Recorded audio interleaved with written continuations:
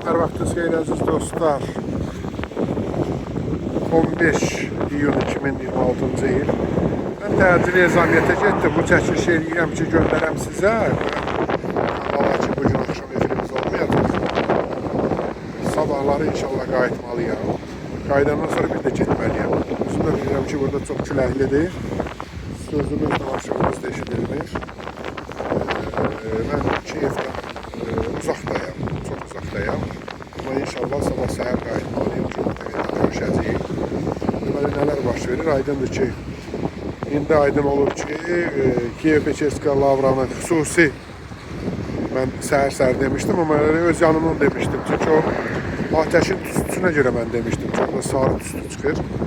Deməli, onu xüsusi yandırıcı materialla vurublar, qəsdən vurublar.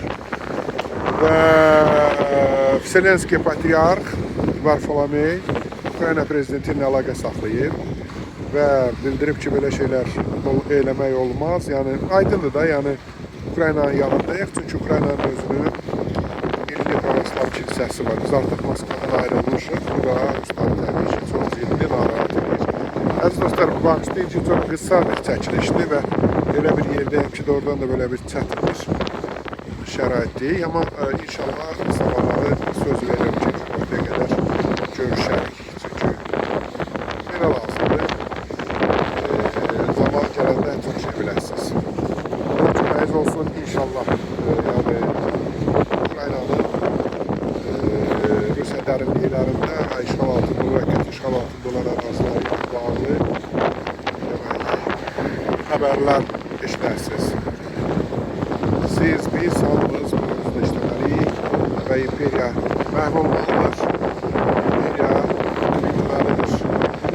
Çünki imperiya bitmədikcə bizim xalqlarımız hər an gücdən asılı vəziyyətdə olurlar, əziz dostlar.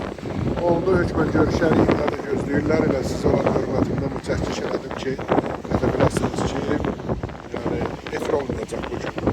Ayın 15-i axşam efir olmayacaq. Bunun əvəzini söz verirəm ki, sabahları 2 qat çıxarır. Sağ olun.